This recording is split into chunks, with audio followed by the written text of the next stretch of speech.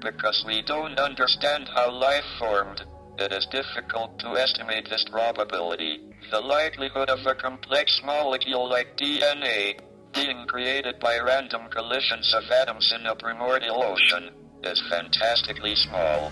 In an infinite universe, it would happen in some places, but they would be very far apart. If we want to find advanced intelligent life, our best bet is to listen for radio signals.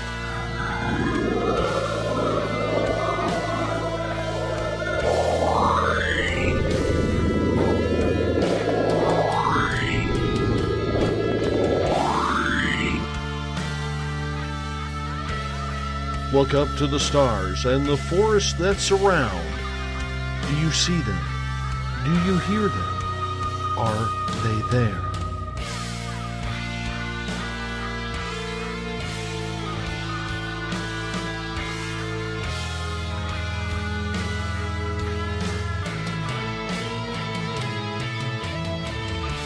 SpacedOutRadio.com presents S4 with Forest Moon Paranormal's Eric Cooper and friends. Also, take the time to join the Forest Moon Paranormal Facebook group. I knew I should have made a left turn at Albuquerque.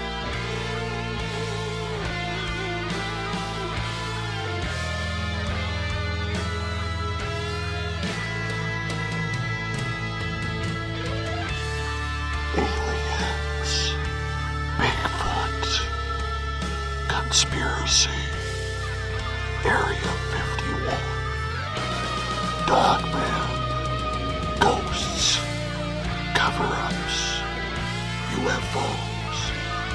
The hidden will reveal itself.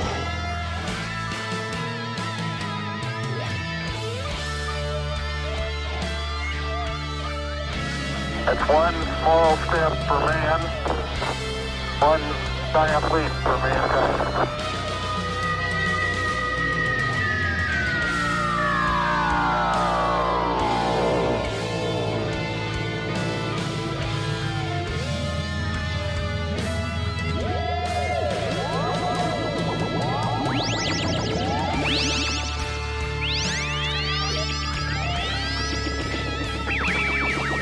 Buckle up, space travelers. It's time to go live on S4 with Eric Cooper.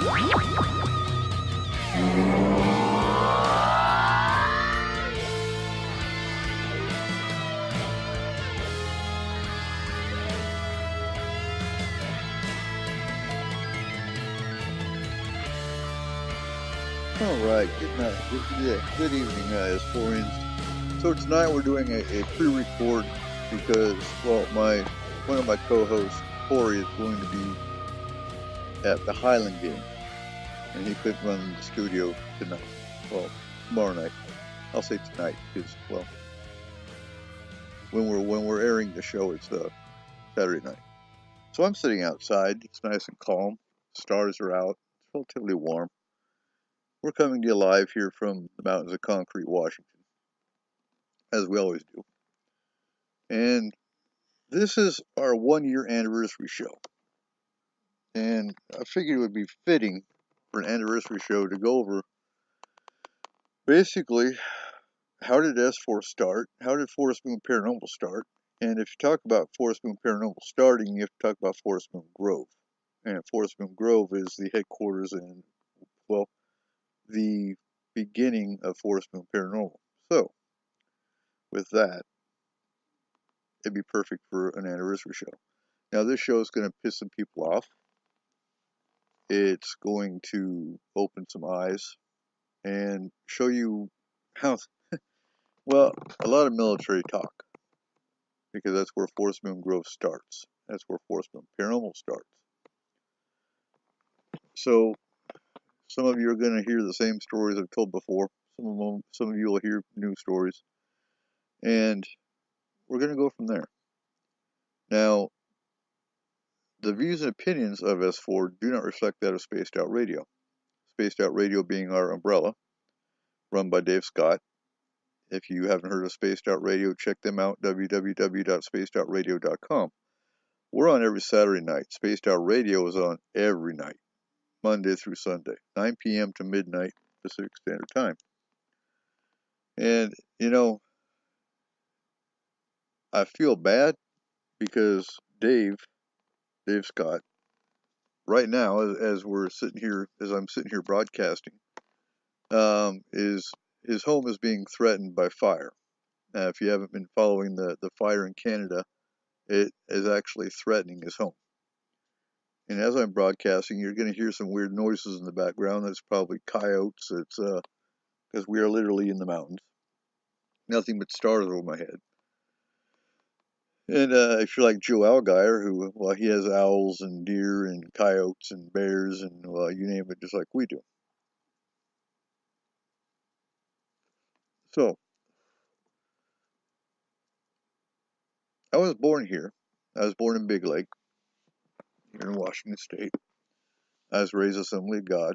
I went to church every Sunday morning and night, every Wednesday night. Went to Christian school my entire life. Went to Jim Oswego Bible College for a semester, and was pretty much taught that anything paranormal, well, has got to be a demon or has to be of Satan or whatnot. I never believed that. I wasn't exactly comfortable with Christianity from the beginning. I would get home from church and I'd go out and I'd ground. I'd go out and play in the woods and I'd follow the animals around. Basically living pagan without being pagan. So, my parents today, they know we just don't talk religion. And they're okay with that. And it's funny how they found out I was pagan. But we won't discuss that story. I was in Iraq when they found out. But anyway, we're not going to talk religion per se. We're going to talk politics of religion and how tainted it can be. So, I started studying paganism when I was probably about 18.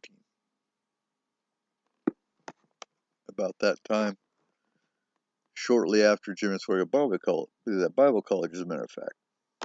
And I got home from that college. It was in Louisiana. And I went to the community, Skagit Valley College, and started law enforcement. Well, I wasn't getting good grades. I really wasn't in a college mindset. And I became a DJ. I DJ'd college radio for probably about a year. I was also in search and rescue for about a year. And then I joined the Army. This whole time, I was studying paganism, tarot, astrology, magic in general, things like that. At this point in time, going back, my first paranormal experience, growing up, I was always intrigued by 1970s UFO documentaries. Didn't know what to believe, didn't really believe in them, just thought they were interesting. Thought aliens are little green men, whatnot. So as you're listening to the show tonight, we will be doing live chat. So if you have questions during the show broadcasting, ask questions, and I'll answer them in the chat room. But my cousin, he had I don't know, ghosts, shadows, things like that in his house growing up. But again, we kind of, well, that's kind of creepy, just kind of laughed it off. And again, I was never really into the paranormal. Now, when I was about 14, I don't exactly remember. I know I had a knee dislocation at the age of about 14, so that put that about that timeline. I was home by myself, and our neighbors called and said the cows were out, and it wouldn't have been a problem other than the pasture that they were in had an open gate to the highway. So I had one cow. Her name was Bossy. She was more like a big dog. If I went and played in the field or in the woods, she was right there by my side. I'd stop and play. She'd graze. She had pretty much had my back. She never got out. She never left her pasture. So I went down to where the cows were, and, well, sure enough, there's the cows. Bossy's not out. She's in. She looks at me and looks at them like, you gonna do something? And I went into the pasture, and the cows looked at me. They looked at the open gate in the pasture, to the highway, and they ran.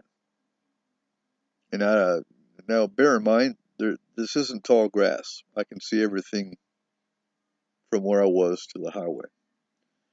But something terrified them that day, and they literally screeched to a halt, looked at whatever it was that was in front of them that scared them. No skunk, no raccoon, no coyote, nothing that would normally scare a cow or startle a cow. And they ran back into our field and didn't stop till they got to the barn. I just kind of looked at it and, So that was my first paranormal experience. And again, I just kind of chalked it up as weird, didn't think nothing of it. Went back to the house, carried on my day.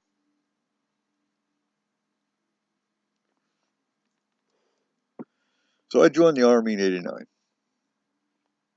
I became a combat medic. I was in Stuttgart in '90. And going back a little bit, I was given a crystal by a contact of mine who said, don't ever get rid of this rock. This is a crystal. It'll protect you. It did. If it weren't for the crystal, I'm pretty damn sure I'd be dead right now. I was in 1st 16th Infantry in Stuttgart. I was kind of known as the occult guy because at this point in time, I'm still studying. Not calling myself pagan or a witch, or I'm just studying. I'm a student. So our unit was deactivating or closing down Germany and going back to Fort Riley. I'm a private at this point in time and hadn't been in Germany long enough to go back with them, so I was transferred to 11th Armored Cavalry in Bad Hersfeld.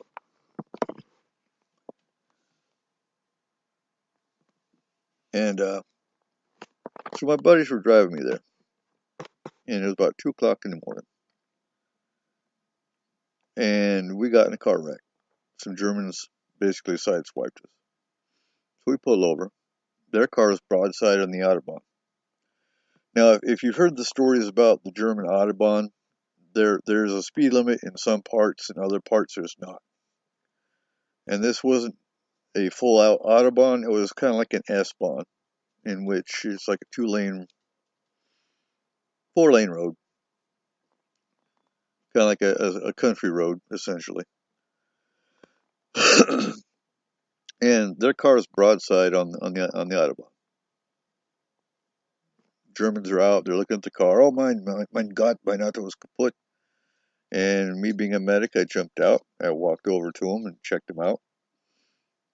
Now, this is where it gets fuzzy. Because I was standing right next to the car.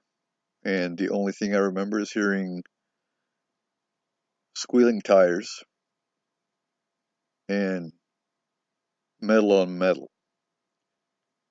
And I was laying in some woods. My buddies were back by our car. They saw me fly through the air 30 feet like a rag doll. They thought I was dead. I was knocked out of my tennis shoes. My shoes were sitting on the Autobahn, knocked out of my feet. Basically, I had a about 90-mile-an-hour impact that hit me. And they said when I flew, they saw a flash of light. Now, all that was on me was this crystal. It was in my pocket. It was still in my pocket when I got to the hospital. They thought I was dead. And all I could remember is thinking, I'm like down in an embankment in some woods, and I'm going, what the hell, what happened to me? And I couldn't move my legs. I pulled myself up this embankment and started yelling for help. My buddies heard me yelling for help and were like, holy shit, you're still alive? Like, cool, what do we do about these Germans? Like, what do you mean? They were fine when I looked at them. Well, they had run between the cars when the car hit. So they didn't make it. So anyway, moving on. I got to Bad Hersfeld after my hospital visit. I had a leg brace on my right leg this time. It was my left leg that had issues all through childhood. And it was my right knee that got tore up in the car wreck. Just my knee. So,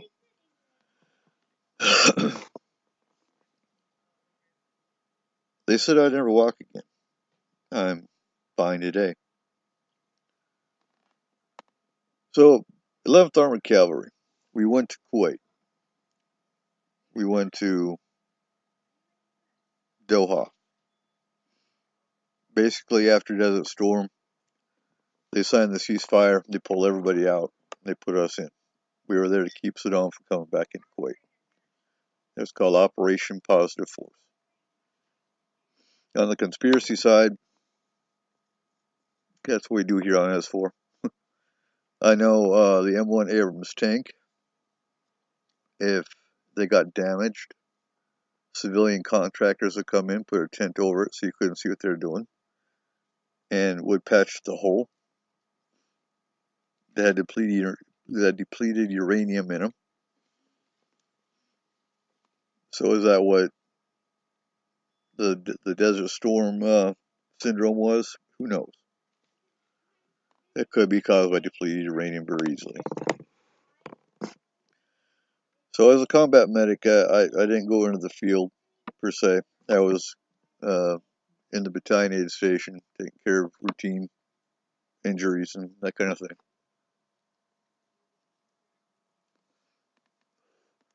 Nothing significant happened other than being a 21-year-old kid terrified at the thought of Saddam gassing us. I know there were the oil well smoke was so thick they started having us doing PT in the morning, which is physical training, and we'd be running. And they actually stopped doing that because our oxygen level in our blood was so low that we shouldn't have been alive.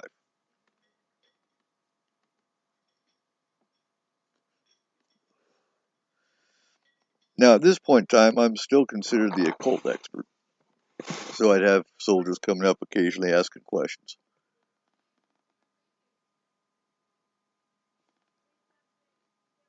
In Bad Hersfeld, I know many of you have heard the story about. Well, let's talk about Fritz. That's a funny story, because not all my stories are that funny. They're quite serious.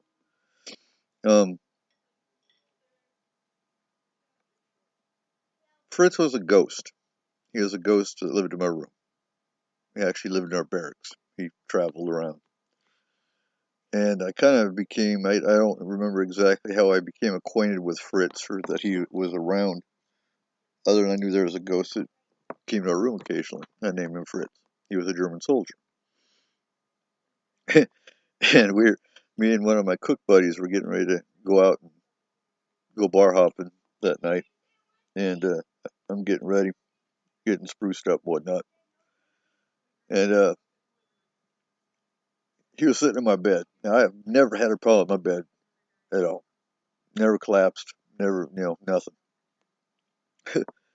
And he's sitting in my bed, and I told him about Fritz. He said, I don't believe no ghost. And my bed collapsed. I was like, dude, you just pissed off Fritz.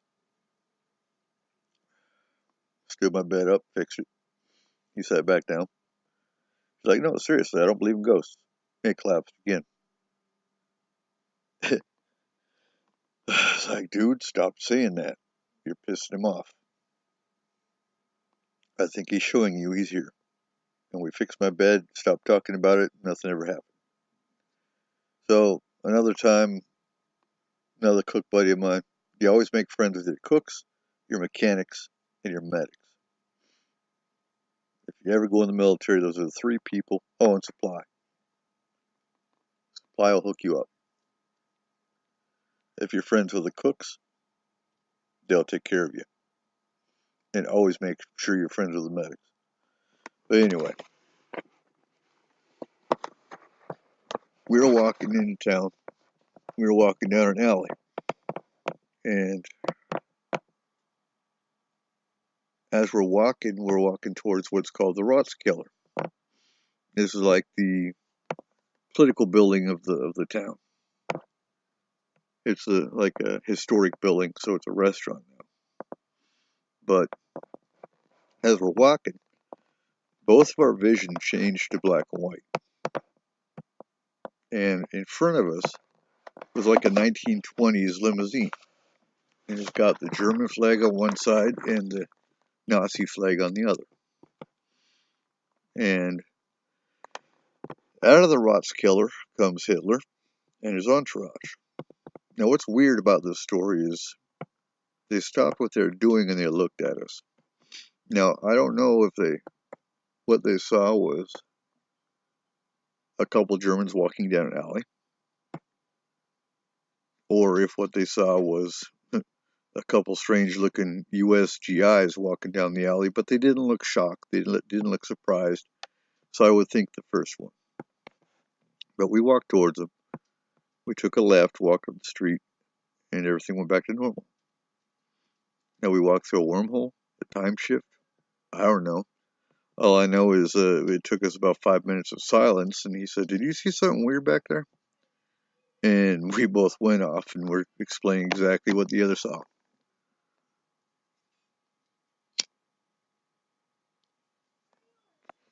So, I left Bathurst-Feld in '92.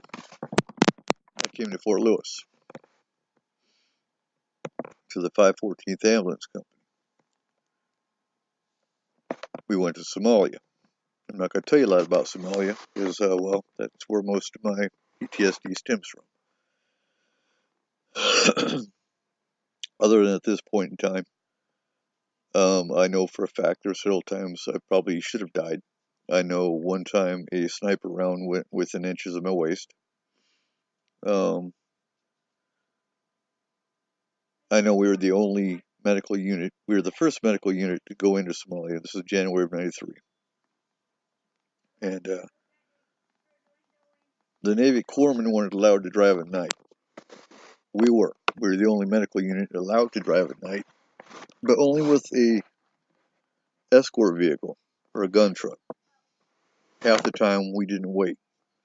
When you're in an ambulance and you got someone bleeding or dying in the back, you don't wait for a damn escort truck, you roll. And as you're rolling in pitch black in the streets of Mogadishu, if you see trees or logs in the middle of the road, you don't stop because that's an ambush. You go off-road, you drive around that shit, and you keep on going. And I can't tell you how many times, well, we saw the ambush points. And there's another time where I know damn well if we would have had been cut off the way we were, following a Swedish truck who got ambushed like 10 minutes after we got cut off and they all got killed. I either would have gotten killed with them or we would have saved them, one of the two. So anyway, nothing paranormal happened in Somalia. Divine intervention keeping my ass safe? I'm pretty damn sure, because I could write a book. So, you know, and they had us on mefloquine once a week. Now, if you look up mefloquine, you will see a CIA study was done on their operatives that were also taking mefloquine, and it made them psychotic. And it was supposed to be taken every other week. We were taking it every week. And we call it Manic Monday, because we had to take it every Monday. It erased your memory. It made you nauseous. It was a bad drug. We got back from Somalia. We were taking Primaquine every week. That's another experimental drug.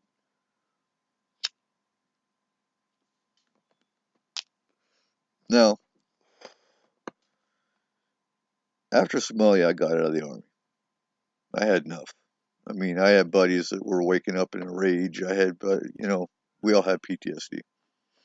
I got, friends that were with me in Somalia that we just don't talk about it. So I got out in '94. And that was when I got into the abduction side. Because I knew somebody that was abducted. We're talking missing fetus, we're talking nosebleeds, we're talking the whole 9 yards. And I'm not going to get into that because that's not what this show's about. I went back into the Army in '95, January of '95, and I had to go back to school. So I had to switch my job from combat medic to truck mechanic. But every unit I went to, I was doing both jobs. And not only was I doing both jobs, but I was also made a safety NCO. So I was doing another full-time job called safety NCO. That's where you have to train everybody on safety, you have to do safety inspections, you have to track allergies, non-swimmers. I mean, there's a whole spectrum. And then you got hazmat, in the motor pool where the trucks are parked. You think of an OSHA inspector, because I am OSHA inspection certified from that, as well as hazmat certified and a whole lot of other certifications.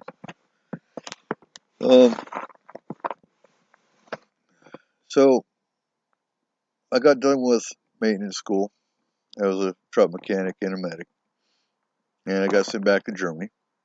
I went to Illesheim. Illesheim, Germany, with 6.6 Aviation Cavalry as Apache helicopter. And I had a really good motor sergeant. He was an E7. I was a specialist at this point in time. And they got orders to go to Bosnia. And he looked at me and said, "Specialist Cooper, you want to go to Bosnia?" I'm like, "Not really." He's like, "You've already done 2 combat tours, you're not going." "Hogart, pack your shit, you're going to Bosnia." So instead of going to Bosnia, I was set up on a team that actually did maintenance inspections of all the vehicles, getting them ready to go to Bosnia. And Illesheim was where I had my first 2 UFO sightings. We lived in a little town called Bad Windsheim, and met many Germans that talked about aliens, and starting in '94, and this is '95 through '98, where I was heavy into the UFO abduction side. And so from there, and that's also, I know most of you heard about my chow chow that I had. I had the metallic taste in my mouth for about 10 minutes, and at the same time, my chow was following something on the ceiling, and that was another alien visitation. There's a lot of stories there. But again, that isn't the reason for tonight's show. I'm trying to speed through, but I want you to understand the spectrum of the paranormal experiences I've had somewhat too, which lead up to Forest Moon. And from Illesheim, I went to 3rd Army in Fort McPherson, Atlanta, Georgia. That's where I had my first reptilian encounter. I met a guy that claimed he was selling drugs for the government. We had government agents ring around our apartment complex. We had our phones tapped. I had a ghost that made me coffee. I had a ghost that dropped pennies in front of me and they disappeared. At this point in time, I'm actually practicing a lot of magic and studying. I know paganism well. And now I'm calling myself a Wiccan. That was the first pagan tradition that I was actually comfortable with, that had a label. But I was practicing in my home. There was no need for politics. About this time in '99 is actually when Wicca was recognized by the military, and then we had Representative Bob Barr that tried to say witchcraft did not belong in the Army. And actually Governor Bush at this point in time also encouraged on TV that witchcraft's not a religion, it shouldn't be in the military. And so I was kind of fighting on that one. That was kind of my first political move. And I started coming out in the open and saying, yes, I'm a witch. And I had a lot of resources by this point in time. And which leads to Kitzingen, Germany. Now this is about 2000. I went to 701st Main Support Battalion in Kitzingen, Germany. I was in Charlie Company. And I had an outstanding first sergeant. Now, first sergeant, for those of you who don't know, is the enlisted side boss of a company element. Then you got your commander, who's usually, is a captain. Now, I was with Charlie Company for about a year. And, 9/11 happened. We went into complete lockdown. The base was locked down. I was put on gate guard, sergeant of the guard. I rode our DoD school buses with my daughter with full battle rattle, locked and loaded M16, the whole 9 yards, waiting for terrorists to come and attack our school buses. Let's see, what else did I do? Anyway, that's also when I got selected for Delta Force. I had to go to the briefing and whatnot. Most of you heard that story too. But on the pagan side of things, again, I'm practicing in my home. I've got a complete herb cabinet, a complete incense, candles, everything I need as a pagan, I've got in my house. And I practice solitary.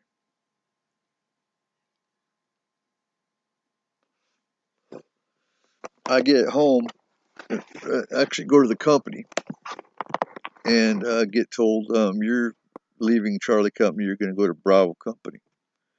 They need good NCOs. They're behind on maintenance. So you report there on Monday. I'm like, well, shit, that sucks. Bravo Company sucks. Little did I know. So I report to Bravo Company. I sign in. My very first formation in Bravo Company. The first sergeant came out and literally verbatim said, if you are a Wiccan or a Satanist, you will not practice your beliefs in my company area. But if you're a Christian, I will make sure you have time to go to church. I'm going, I swear, I'm pretty sure my job about dropped. Like, seriously. So I'm okay if I practice in my home. But if you're a single soldier and you have nowhere to go but the barracks, you're pretty screwed. And that goes against the First Amendment. And as an NCO, as a pagan NCO, that shit don't fly. Formation got over. I went straight to the training NCO. I said, okay, I want to know every soldier on your roster that is listed as a pagan, a Wiccan, a Druid, and a Sotru, or Norse. And I want the list now. And she looked at me and she's like, oh shit, you're pagan, ain't you, Sergeant Cooper? I was like, yep, I sure am. I got that list and I approached every single soldier. I said, okay, what kind of issues you have? First thing out of one of them's mouth was he had gone to the chaplain of all people to ask for help. And the chaplain sat there and told him, "You're not a Wiccan, you're a Satanist, because all pagans are Satanists." Yeah, okay. So I went to the chaplain's office, and there's this little E6 bitch, the chaplain's assistant. She looked at me and she's like, "Why do you want to see the chaplain?" I said, "Well, because I'm being told apparently he has confusion of the difference between a Wiccan and a Satanist." And she said, "Oh, so I suppose you're going to enlighten him." I was like, "I suppose I am." And we had a little chit-chat. Now, remember when I told you that I was a safety NCO for every unit that I went to? Well, in this particular unit, I happened to be the battalion level safety NCO. So I had an open door policy with the XO of the battalion, as well as the colonel. That really came in handy. Now, in this process, we're going to go back for a second, because in the military, there are Catholic chaplains, there are Christians, there are Baptist chaplains, they even have a Muslim chaplain today, but there is no pagan chaplain, there is no Wiccan chaplain. They won't allow it. There's been times, there was actually in Iraq a chaplain that dropped his Christian status, dropped his, that's just a cat. He dropped his, he had to go break up a cat fight. That's part of being outside. Anyway, so there is no pagan chaplain. Anyway, the chaplain in Iraq was a Chaplain Larson. And he actually dropped his, you have to have an endorsing agency, whether it's a church, whether it's a religious school, not a religious organization, there we go, to endorse you. And then the military picks you up as a chaplain.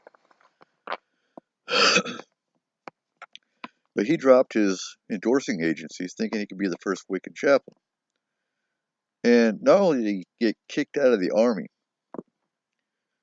but his endorsing agency dropped him, which made him not a chaplain anymore, because he couldn't find a pagan or a Wiccan endorsing agency in time to pick him up, because there were no recognized, even though there's many that are qualified, there were no recognized endorsing agencies.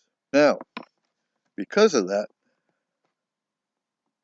there's what's called they've changed the acronym, it's a DRGL, Distinguished Religious Group Leader.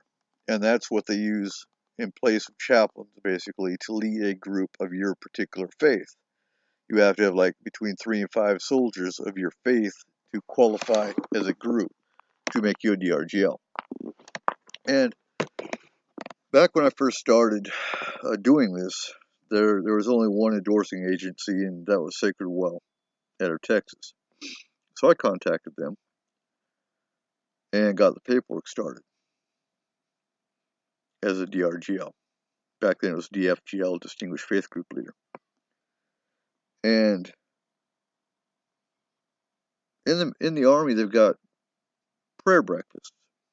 And that's where all the Christian soldiers can get out of PT and they can go have breakfast with the chaplain and discuss religion and yada yada.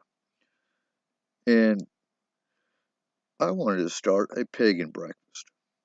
If they can do that, then we can, do a pagan breakfast. And I went to the chaplain and I said, I want to start. And by this time, I'd already had a couple conversations with him, cleared up his inconsistencies and whatnot. And of course, First Sergeant Commander had already heard that Sergeant Cooper is pagan, so he might want to, shut the hell up. And I believe at this time they'd already been reprimanded. So, welcome Sergeant Cooper to pagan or religious politics. That was my first introduction, and that wasn't fun. It was a fight. and it was even more of a fight in Iraq. But we'll get there. So I started a Kitzingen pagan group, and the chaplain said he was going to endorse, our pagan breakfast. I went and set up a meeting spot at the local German restaurant on the base. I got all the advertisements put out around the entire German community that there was going to be a pagan breakfast. And about a week later, the chaplain stops and he says, "I'm sorry, but we aren't allowed to do prayer breakfasts anymore, so I can't endorse you." Oh, I was livid. And I was so livid, I went and talked to the major. And the major's like, "How in the hell can this chaplain not know about your belief when they teach about alternative religions in officer school?" He's like, "I'm appalled. And I'm going to go back. I'm going to look at every training schedule for the next 6 months. And if I see anything about a prayer breakfast for the next 6 months, we can have a chat." He's like, "Cool. Okay." He's like, "Sergeant Cooper, if you need anything, you let me know." I'm like, "Okay." So we had our first pagan breakfast. It went through. And I actually had the community chaplain. Every unit's got a chaplain. This is the base chaplain that showed up. And about 13 families. It was a pretty good event. And we discussed Yule's coming up. How about we have a Yule celebration on the airfield?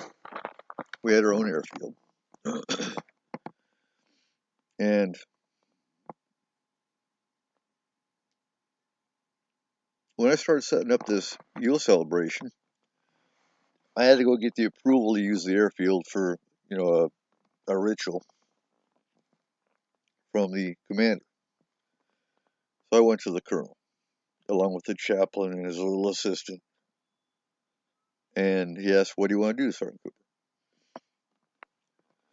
Cooper?" Well, I explained what our plans were and what it was going to be used for. It was a pagan celebration called Yule. He's like, "Well," and about then, here comes his chaplain assistant. "Well, we have an issue with them using candles on the airfield." And he I think his jaw about dropped. He's like, "Well, wait a minute. I can get around that. But how can you have candles in your chapel?" And this chaplain's assistant, an E6, is going, "Well, anytime we're in the chapel and the candles are lit, there's always someone watching." And I was like, "Now, wait a minute. Hold the hell up. Anytime a pagan has a candle lit in a ritual, we don't leave the candle lit. As long as we're in a ritual, the candles stay lit. So that excuse doesn't hold water." And the colonel actually laughed. He said, "Yeah, you're right. I know who the approving authority for your ritual is. I will be talking to the installation commander, and go ahead with your plans. You're going to have your ritual at the airfield." And it was an awesome celebration, literally. And I left Kitzingen in 2001. I'm thinking, yeah, it was 2001. I got sent back to Fort Lewis. And I wasn't supposed to be deployed anymore.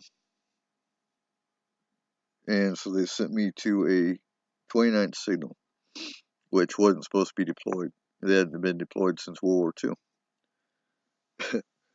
And all of a sudden, within a year, we got orders to pull out of Iraq. Okay, cool. Now, at this point in time, I already knew who all the pagan soldiers were in this company. And, we're back to pretty much do your own thing. I practice in my home. No reason for politics. But I knew where to go if I needed to. And we went to Balad. Now, we got, and I know most of you heard this story too, but we got to Balad, and actually we got to Kuwait. We had to go through about 2 to 3 weeks of desert training, of guerrilla warfare training, basically shooting and moving, shooting while you're walking, shooting from moving vehicles, how to do wedge formations in vehicles, how to do box formations in vehicles, how to protect yourself. Desert warfare, basically, in a nutshell. Prior to this, now, I've been studying, I've been calling myself pagan, I've been calling myself Wiccan at this point in time. It wasn't until about 2003, just before we were going to Iraq, that Morrigan, my deity, came to me in a meditation and said, "Hi, I've been watching you, I've been with you, and you're going to Iraq, I'll be with you." I was like, cool. My goddess has shown herself. And then Karanos, my god, came later. But Morrigan, if you know anything about her, is the Celtic goddess of war, death, and rebirth. And again, we're not getting into religion or deep religious discussion here. This is all part of the story. Because Morrigan was an awesome deity, is an awesome deity to work with. So we got to Kuwait. We're getting ready to roll. Now, I've told this story before, but we didn't have up armored trucks. What we used for armor was plywood, rubber mats, and sandbags. And when we got there, they said, yeah, the insurgents are running piano wire across the highway to cut the gunner's head off as you're driving down the road. So we welded basically T-posts to all of our brush guards, so the piano wire gets cut before it gets to our gunner.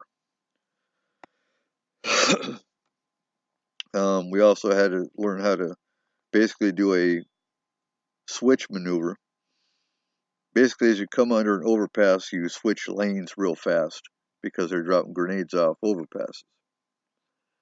So, you have to adapt. It's guerrilla warfare. They're also setting up IEDs, improvised explosive devices, in Coke cans, in dead animal bodies, in garbage, in cars along the road, things like that. So we had to, be alert the whole time. Now, bear in mind, I've been to combat twice. It wasn't nothing new. And I had a private that was with me in my truck. And I said, look, I know you're probably scared shitless. So, if you want, I'll drive the truck. You just be my TC. You just keep an eye out for any activity. He was completely, oh, great, Sergeant, great, please, yeah. So, I drove. We did a protection ritual. Me and about 4 pagan troops over our convoy. We didn't get any real funny looks. We had candles lit. We had protected right on the convoy. I woke up the next morning, and Sergeant Cooper, you've got to see this. I stepped out of my tent, and there were dragonflies as far as you could see. Millions of dragonflies, all flying towards Iraq. I'm like, okay, I'll take that as a sign. We had a 3-day drive to get to Balad, Iraq. And our first night stop, we had to sleep on top of our trucks. No tents. We just drive, stop, sleep, keep on moving. But, that was our first sign of war. Because as we're sleeping, we could hear firefights in the distance, explosions in the distance. We're like on the border of Kuwait and Iraq at this point in time. That was the first time for a lot of them, other than watching on TV. And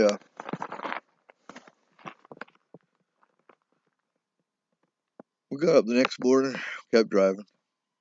We made our 3-day convoy. Not a shot fired. Didn't get attacked. Nothing. It was a completely uneventful trip. So our first night in Blog, me and a buddy were sitting outside looking at the moon. It was a full moon. He's like, well, Sergeant Cooper, what do you want to do? Do you want to set up a pagan group here? I was like, well, Sergeant McCombs, sounds like a plan. And we're going to call it Desert Moon Grove. I don't like coven. That denotes that you're just a bunch of witches. We're setting up a pagan group, which is open to Druids, Norse, Asatru, witches, Wiccans. That was the birth. It was a January night, 2004, of Desert Moon Grove. We went to the chaplain the next morning, told him we wanted to set up a pagan group, asked him if there was a pagan group. You know that deer in the headlights look? That's what he gave me. The deer in the headlights look. Oh my God. Seriously? And he started telling me what I needed to do. I was like, I already know what I need to do, and I've already contacted Sacred Well to endorse this. Oh, okay. Well, if you need a spot, there's a corner in my chapel complex that you guys can have, because I know you practice outside. And it's like, okay. The next day, we walked past the chapel compound, and there's a bunch of lumber parked in the spot that he gave us. Like, yeah, that ain't gonna work. So I talked to my motor sergeant. He's like, well, yeah, use the shop. And so I set up, and I went prepared because I kind of figured we were gonna set up a group. So I had like 4 trunks full of candles, incense, books, herbs, everything we needed to start with. So I set it all up in this cabinet. Now bear in mind, my motor sergeant at the time, before he was a motor sergeant, worked for Inspector General, the IG. He knew the regulations like the back of his hand. And he knew that we got discriminated against a lot. So he had no problem setting up, letting us set up in the shop. And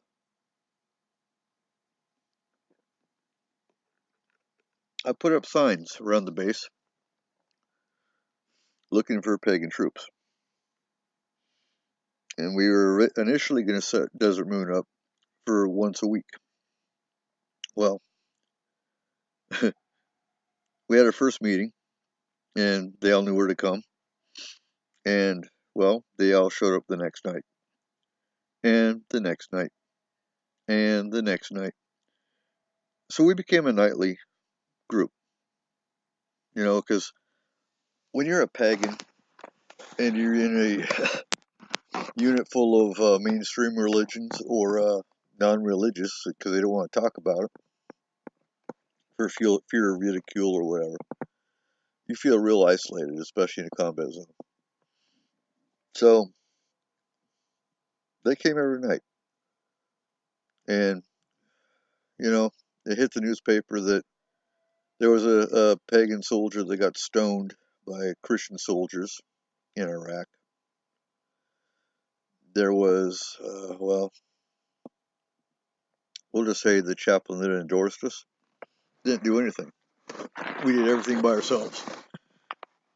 He did nothing to help us. Matter of fact, after I got my endorsement, he pulled me into his office to preach at me. He wanted to, you guys don't do blood sacrifices, do you? I'm like, no, that's a cult. Well, you guys aren't going to dance naked in the combat zone doing ritual. No, that's skyclad. No, we ain't doing that because one, even if you wanted to, it's a safety risk. We got mortared every day in Blog. We had suicide car bombs that try to run the gate. It's just wasn't safe. So that was our introduction to that chaplain. And our battalion chaplain left, and the new one came in. And the new one actually was extremely excited about a pagan group. It was about mid-tour. He's like, wow, can I watch? I was like, yeah, of course. He turned out to be our biggest ally. So in that year that we had Desert Moon going, I went on a site called Witchfox because we were actually running low on supplies. And I put up the word on Witchfox and all the other pagan sites I could find that there is a pagan group in Iraq. We need help. We need supplies. We need candles. We need incense. We need books. We need, we need supplies. And the response was so overwhelming that I guess it was about mid-tour again that I set up Forest Moon Grove. And it was a Yahoo group. That was before Facebook and before, all the other social media, Twitter, or any of it. And we got swamped, literally. And it was funny because, every night was different. We did rituals for peace. We did healing rites for soldiers that lost their friends in firefights. We did healing rites for people back home. I mean, literally. And I remember one day that we actually did, and I've told this story on SOAR before, but we coordinated through Witchbox for a day of peace. And we set up a circle that encircled the entire installation. One soldier went to the north, one soldier went to the south, east, west. And we coordinated the exact time, day, everything for witches here stateside and around the world. And we did this ritual. Not a shot was fired that day. It was the quietest day in the entire country. I don't remember if it even hit the news. It may have. But not a shot was fired till midnight. So yeah, we always talk about the universal mind. And if you put your minds together, how you can make things happen. Well, it's proven. So Desert Moon went well, initially. With the exception of, we had a hiccup here and you had snide remarks and whatnot there. And close to time to leave, we actually had a Beltane tree and everything. We did literally have a Sabbath celebration for every Sabbath that we have. And we were packing up. Now I had an altar for Morrigan in my shop, in my office. And one of our other NCOs we were sitting there and I packed up my altar and packed up all the pagan supplies and whatnot. And bear in mind that the shop door is about 10 foot tall, about 6 to 8 foot wide.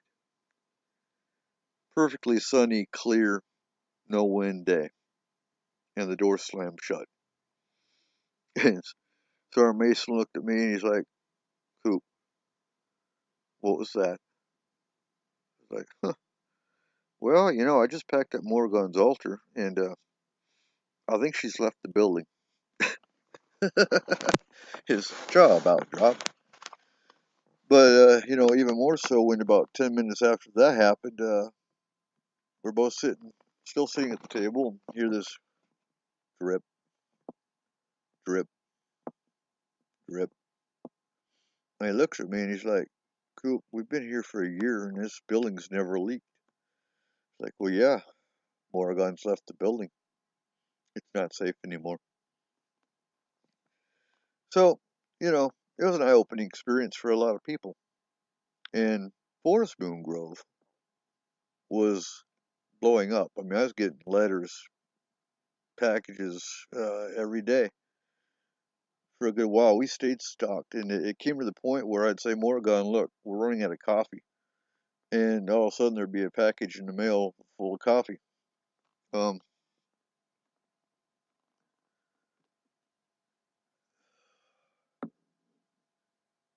Yeah.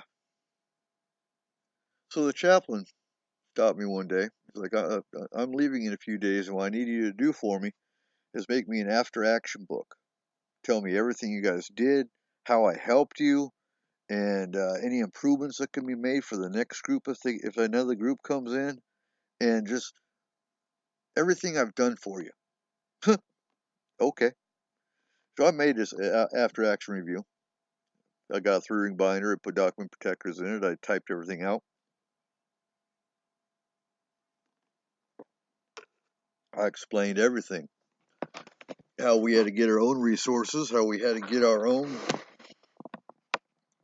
space, how we had to advertise on our own, and improvements. Well, let's see, we should be listed on the religious memo that gets put out of all the services going on. It'd be nice if I was involved, or whoever is in charge is involved with the chaplain's meetings so they know what's going on religiously to help their group out. Things like that. And I took this book to the chaplain's office, and they're like, "Oh, he's already left, but the new colonel will be here." Chaplain that's leaving was a major, by the way, and there's a full bird colonel that's taking his place. Like, okay, just leave this for him. Just leave it in the office because, the major asked for it, and it's the after-action review for the pagan group. Well, about a week passed, and I happened to see this colonel, and he's like, "Are you Sergeant Cooper?" I'm like, "Yeah, that's me."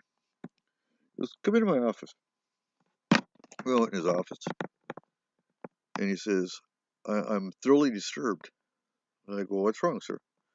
He says, "Well, I look at your after-action review you made for the major, and what really disturbs me is all of your needs improvements should have been done for you from the beginning, and these weren't done."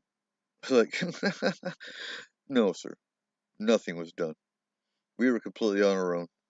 No resources from the chaplain side of things. No nothing." He was pissed, to say the least. And he said, he told me if I got a replacement, he would be there to support them in every way he could. So we left Blod, and we came back and picked up Forest Moon. We actually had coffee meetings with Forest Moon in Lakewood. And we started looking for other groups that needed support. And we got them on a list. And we had about 2,000 people. No, probably not that many. Probably closer to 1,000 in the beginning. We went to Pagan Pride events as Forest Moon Grove in support of Pagan troops. And you'll actually hear some of the interviews that I did with Forest Moon Grove on the Wicked podcast and a few other shows in our S4 YouTube channel, actually. When we in the very, very beginning. And that's Forest Moon Grove. Now, we got orders to go back to Talifa, or Telfar, Iraq. This time I went prepared. I had about 5 trunks. Had stones, I had candles, I had books. Again, you name it. But I had about double the amount as we did in Desert Moon. And again, I had a good chaplain, but I had a very, very much worse chain of command. Still in 29th Signal, but I had very religious, fanatic leaders. So we got discriminated against more on that tour than we did in the first time. And folks, I could literally write a book. I know there in Baghdad there was a pagan soldier that was dying from a firefight, and there was a chaplain that looked at his dog tag, saw a pagan, stepped over him, went to the next soldier that was a Christian, and gave him his last rites. This pagan soldier died by himself because there was no clergy there for them. That's not a lie. That's fact. It's not documented anywhere because you know how much of an uproar that would cause if that was documented. But I happen to know the DFGL that was in Baghdad, who went to the chaplain and asked him why the hell he wasn't called to go give this pagan troop last rites. And the chaplain told him, stay in your lane. It's not your job. Actually, it very much was his job as a DFGL. But that's the kind of crap that our pagan soldiers get to deal with. And you know what? Today, you won't find too many pagan soldiers because they've gone back to hiding for the most part because of the fundamentalist bullshit we see today in the civilian side. So Forest Moon. Actually, Desert Moon carried on in Talofa. That was also where I saw my third UFO sighting. It was triangular shaped. Went from Iraq into Syria. And I actually had pagan troops in the group that were helicopter mechanics and flight crew and whatnot that actually saw the same UFO I did at the same time. And we're like, that's not one of ours. That's not conventional. The light patterns ain't the same. So, that was my third UFO sighting. And, again in Talifar. My first sergeant made me, being medic as well as mechanic. He gave me a tent. He's like, I want you can do what you want with the tent, but at least make me an aid station that you can do basic routine stuff.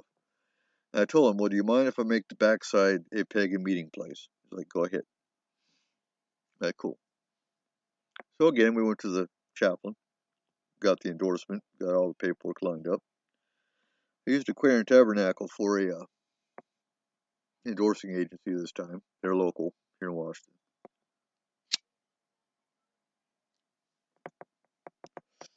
And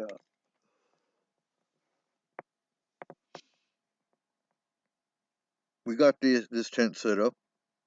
We started, we had about 20 soldiers the first week or two. And, initially before I got the tent, I actually had an old kind of beat up chapel building that they weren't using anymore. And we got moved in there. And conveniently, they just stopped showing up to unlock the building for us. So we just stopped using it. So, just some of the little things that they do to keep you from meeting. And, we were meeting in this tent. Awesome spot. We had Christmas lights around it. We had, pictures inside and whatnot. Had our library set up, our incense set up. We're doing a full moon ritual. Kind of on the back side of our little compound. And the first sergeant walked over. Sergeant Cooper. Like, man, what's up, first sergeant? What are you guys doing? I was like, well, it's full moon. We're doing a full moon rite. What's that? Explained to him what a full moon rite was. We're just honoring the full moon. We're using the energies of whatever we need to, whether it's a tarot reading or whether it's new beginnings. Well, can you wrap it up because you're gonna freak the commander out? Well, the commander's Mormon, and the first sergeant's Catholic. We're like, well, we could, I suppose. In the same compound, they're having Bible studies openly, and I went home on R&R. That's leave, 2 weeks leave. While I'm gone, they took all the stuff out of our tent, and they took the tent away from us. So I come back and the tent's gone.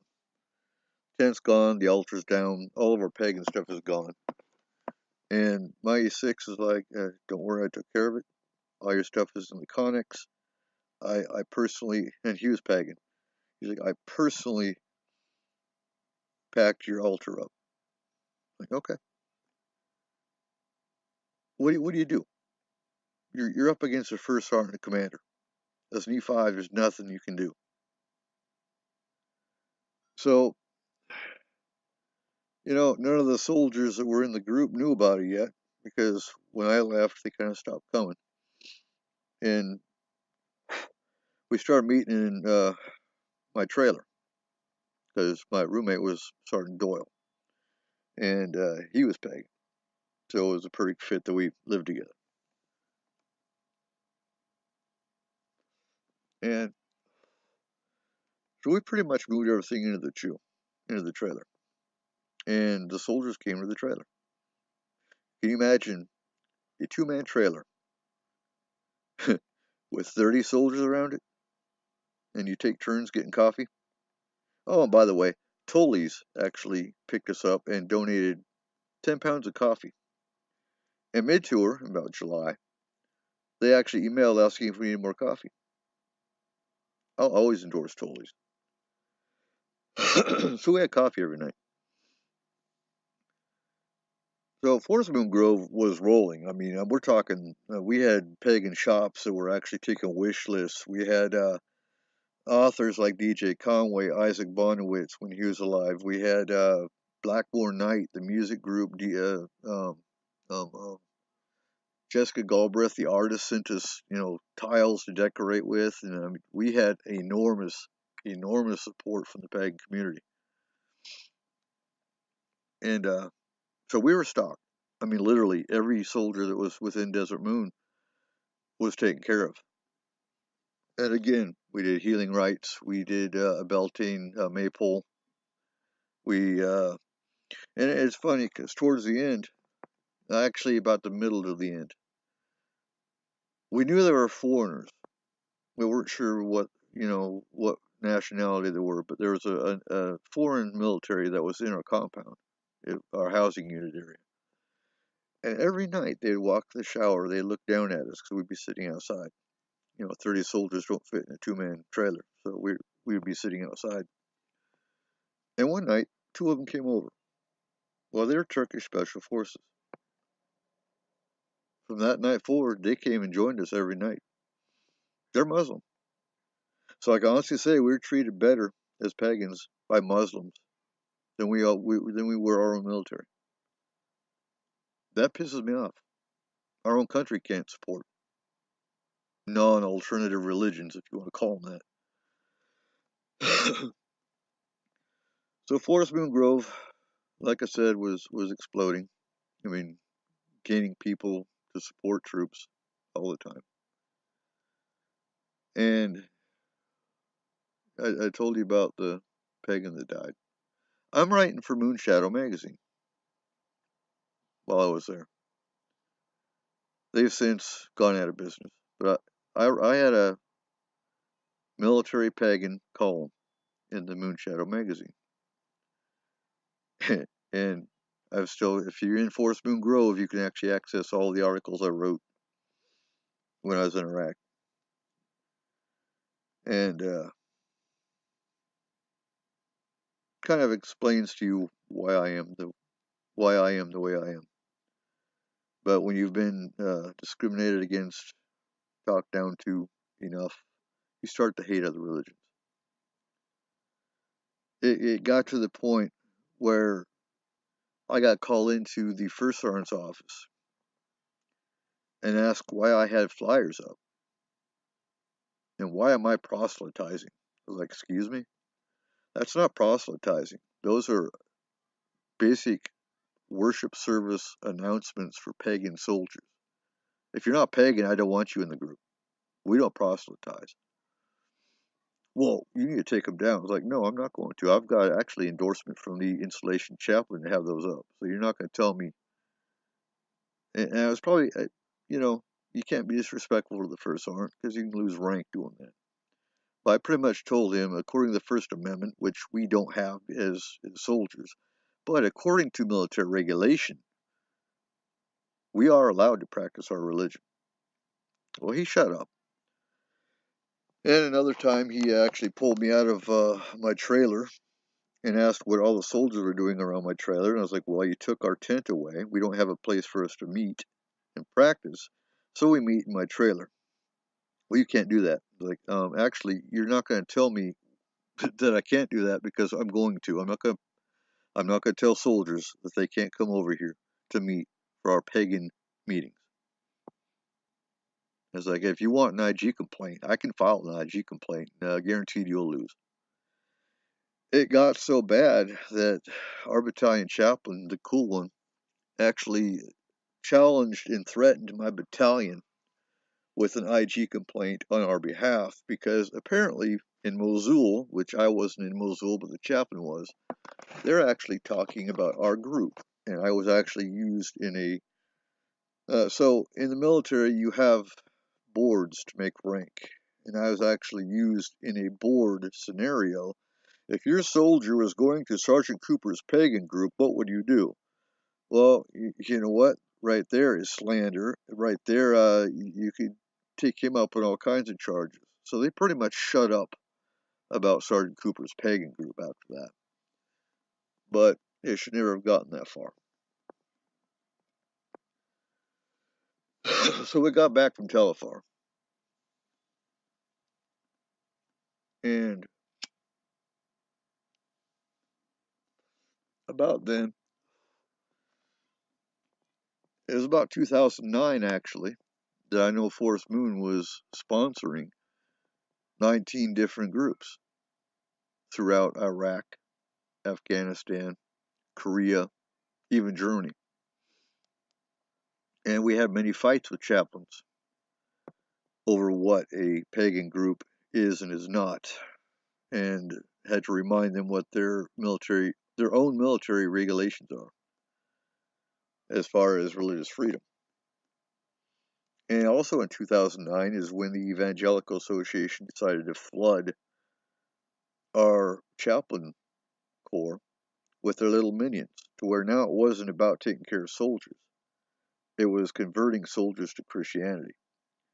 And there was a chaplain in Afghanistan that actually translated the Bible into Pushtang through the Evangelical Association and their bookstore or publishing company. And he was using infantry units to disperse the Bible to the Afghanistani people. He got reprimanded for that. That actually hit pretty mainstream news. But anyway, Forest Moon Grove. Now, when we were in Telefar, you can look at some of the pictures again in Forest Moon Grove, where you can actually, it's not a camera glitch. I actually have pictures also of the elements leaving, the elementals. I have pictures of spirits from Telefar, my UFO sighting. So we were actually doing paranormal work without doing paranormal work, if that makes sense. So we actually started not investigation, but paranormal clearing, even in Iraq.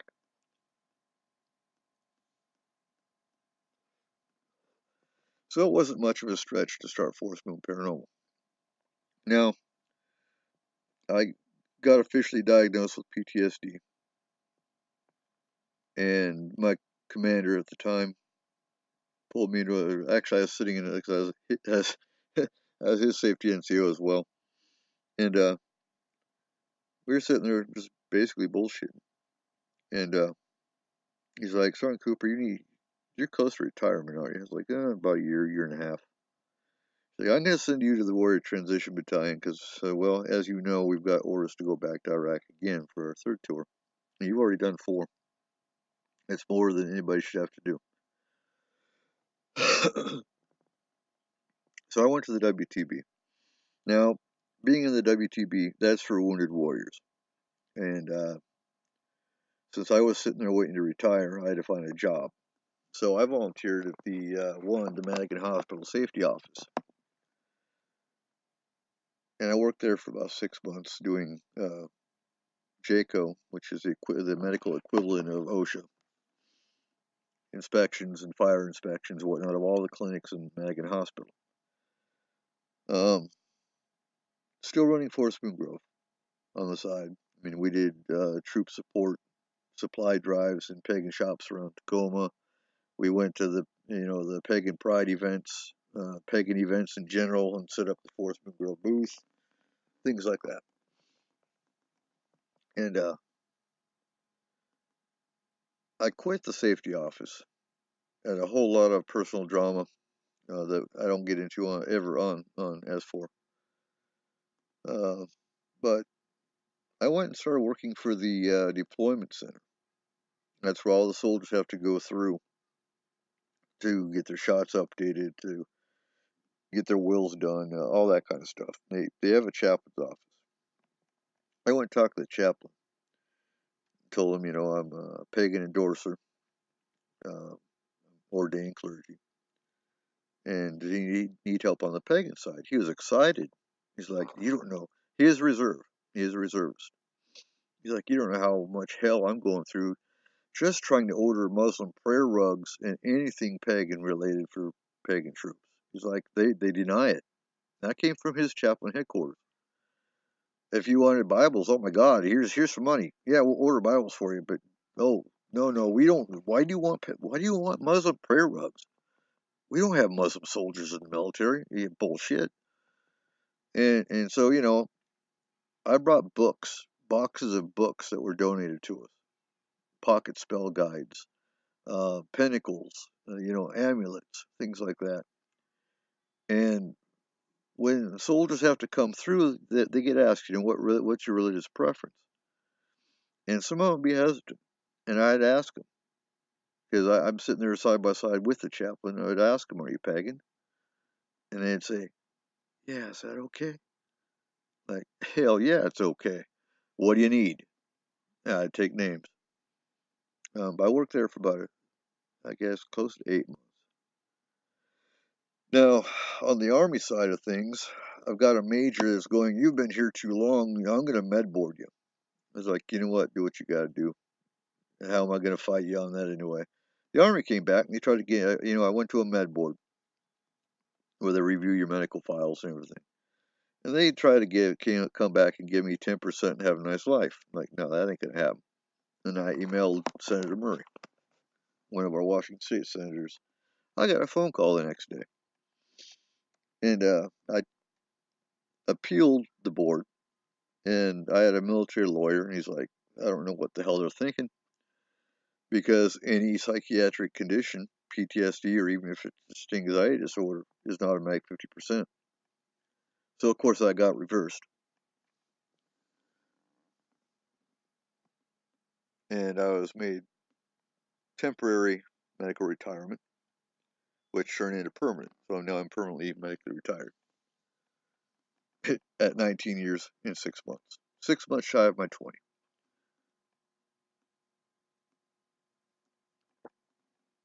So, I was out of the Army in 2010. And my mate filed paperwork and made us a nonprofit. And that's when we turned into the homeless closet. We did pagan education for civilians, as well as, of course, we always support military pagan if they need support. And I mean, we actually, back in 2012, sponsored a pagan group in Afghanistan as Forest Moon Growth.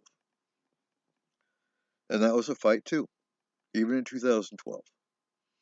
In that the chaplain over his unit said, we don't need a pagan group.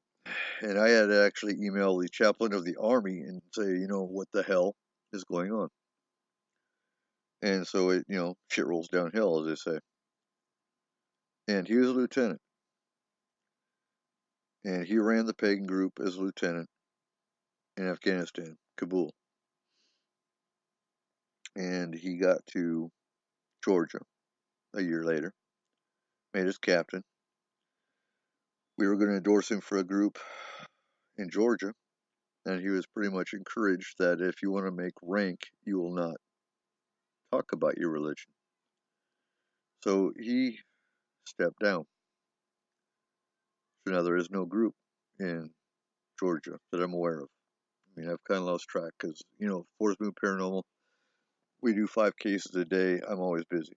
So unless I actually see a need for support, then we'll step it up. But right now everything is dormant because pagan troops, to be honest with you, that are deployed are really hard to come by. Because most of them have gone back in the closet. So that's the political side of paganism. And, well, you see what goes on today on the civilian side. Sometimes you see pagan shops getting their windows shattered. You see pagans getting beat up. You see the fight with the LGBT community, things like that. It's out of control. Religion itself is out of control. So it's about 2011, 2012 that we formally formed Forest Moon Paranormal.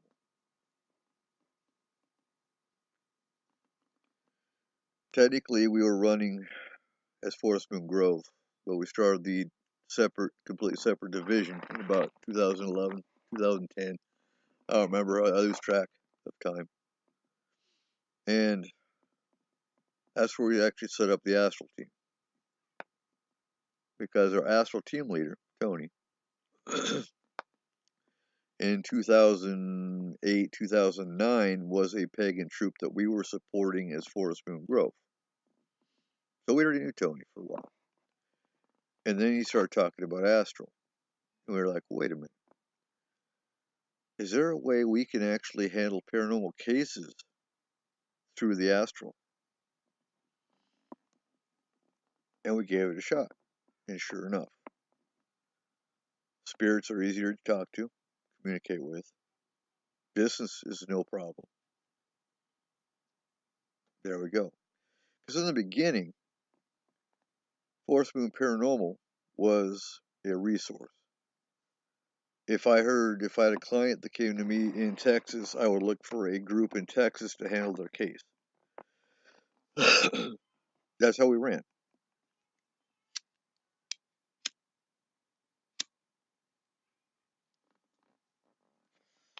So once we started the Astral team up, that changed the whole ball game. To where today we're actually stopping alien abductions. We're handling 5 cases a day. So that's where Forest Moon Paranormal, Forest Moon Grove come from. I met Dave in Spaced Out Radio. Now, bear in mind, over the years, I've done interviews on the show here. Notes in the Underground I've been on. X Factor I've been on. Paranormal Connections with Christy and George. I've been on her show. And a few others. And I found Spaced Out Radio in about January, February of 2016. And Dave and I hit it off great. He's awesome. He knows his shit. He knows what he's doing. On the media side, as a journalist, he's awesome. He's professional. His energy's awesome. He was, as friends, we hit it off great. Then when you saw what Forest Moon the paranormal does, and we've helped him. We've helped the SOAR team out. We're the paranormal team that SOAR goes to, and I'm proud to say that. So as we're going, I've already, like I said, I was a DJ back in 88, 89. I always loved radio. Always wanted to do a radio show. And so I was kicking it around, and SJ and Russ Wells from Fog Paranormal. And this is going to answer some questions, because I get asked this all the time. What does S4 mean? Where do you get the name of your show? Well, last year about this time, which is why we're running our 1-year anniversary of S4, SJ and Russ Wells wanted to do a show. And we called it the Area 51 Cafe.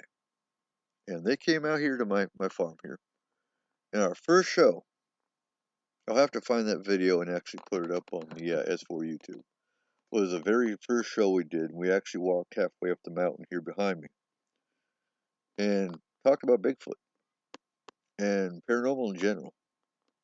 And that was the first show of Area 51 Cafe.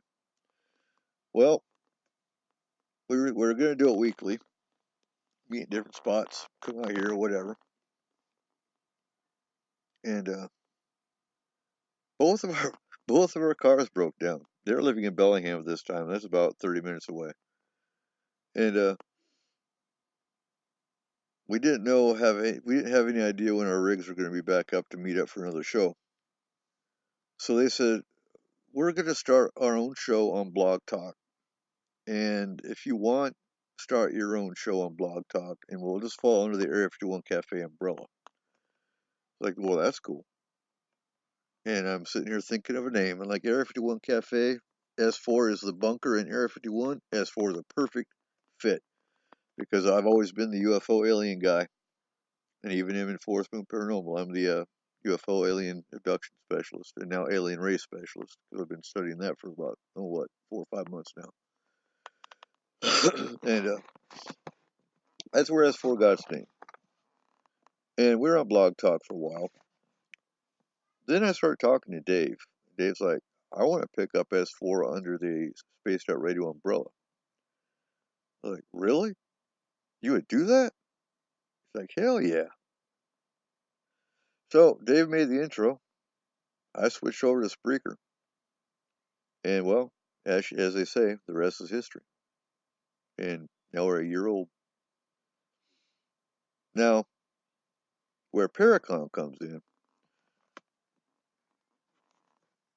because I'm sitting here thinking of timelines and how things panned out. But where Paracom comes in is, 2 years ago, you look at Paracons today, and you can either make your choice of going to hear about ghosts and spirits in this haunted town over here, and you can pay a couple $100 for tickets, maybe even 50 to 100. Who's got that kind of money? Or if you're into UFOs, you can go to the, this organization symposium and pay $300-400. Who's got that kind of money? But you can never find a Paracon, which doesn't make sense because it's supposed to be a Paracon, not a ghost con, not a UFO con, Paracon. And everybody calls them Paracons. But if I go to a Paracon, I expect to hear the whole spectrum, which is why the Forest Moon Paracon covers the entire spectrum.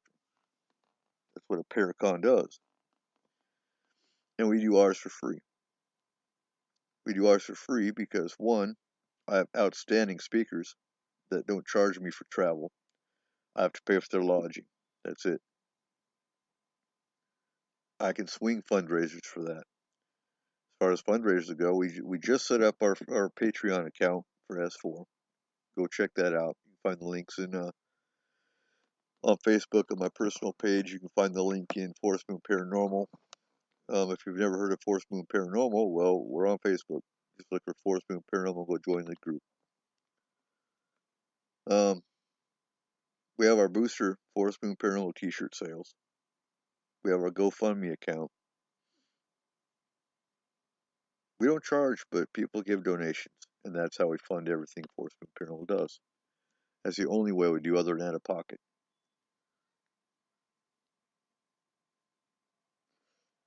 So Paracom is held up here in Concrete, Washington, the most haunted town in Skagit County.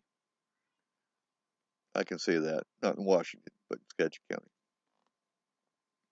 The town itself is built on a rock quarry, crystals, minerals, which are a big magnifier. And then when you take into account that the city burned down at one point in time, and all the disasters that have, happened up here, brings for a lot of spirits. It's a very old town.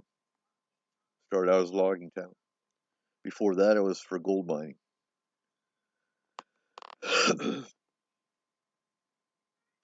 So,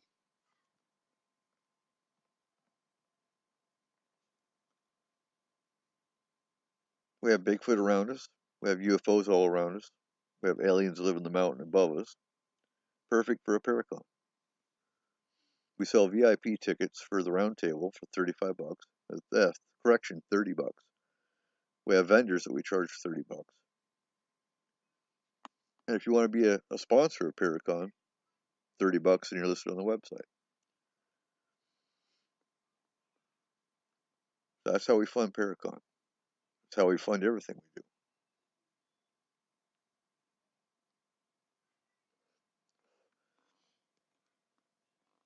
Now, I'm pretty sure I'm going to be asked, what was my favorite show? That's usually a popular question for an anniversary show. And, you know, anytime I talk about alien abduction, those are my favorite shows. Not that I love alien abduction, I don't. I deal with abductees all the time. I feel their fear. I feel their terror. But that's the message I want put out. If you're an abductee, don't be scared to talk. If you're an abductee, we can help you. But the message needs to get out there. And it really irritates me. You have all these paranormal groups and teams. And, you know, I send out promos for Forest Moon once a week. And you'll be surprised at the scoffing and the ridicule that you get posting about abductions in a paranormal group that is supposed to be open-minded to the paranormal. That pisses me off. Oh, you're okay with a ghost or a spirit, but abductions can't happen. They gotta be crazy. Really? You're in the wrong field. Now, before I forget to, you're listening to this on Saturday night, so don't forget if you're local. Next Friday, the 14th, is our Forest Moon, or our paranormal public discussion at the Lone Star Restaurant, 11 a.m. Followed on Saturday by our paranormal team training at Annie's Pizza at 2. And we're talking again, alien abduction and races. And Paracon is September 23rd. Any questions? I know you're asking them in the Spreaker chat. And if you've got ideas for shows, if you become a Patreon member or a patron of S4, give me an idea of what you want for what you contribute to. Because right now I've got, if you contribute $10, you will be on one of our roundtables. We have roundtables every, I want to say, third Saturday of the month. Second Saturday of the month. So I do have certain, benefits of patrons. If you have an idea of what you want to see is one of the benefits of being a patron, let me know. Just shoot me a message on Facebook. I'm usually around unless I'm doing schoolwork or busy on a case.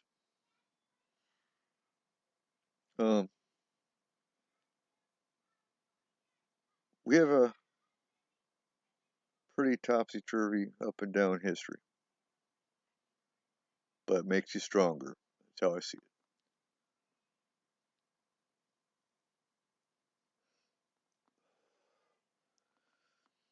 If you're pagan, by all means, go jump on the Forest Moon Grove. It's our headquarters group, and we are actually a Washington State legally recognized pagan church. We're a nonprofit. So when it comes to political issues today, we're here to deal with them. I have no problem dealing with them. Speaking of which, I'm taking Homeland Security. And within Homeland Security program, I've taken constitutional law, I've taken political science. There's a whole wide array of courses I've already taken within that degree program that actually help in what we do.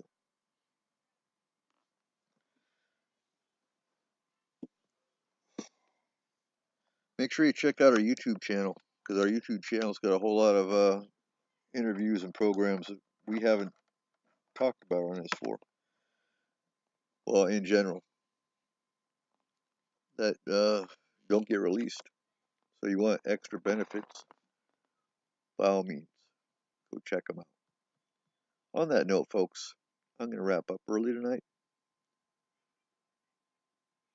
without ranting too much. Happy anniversary, S4. And stay tuned next week.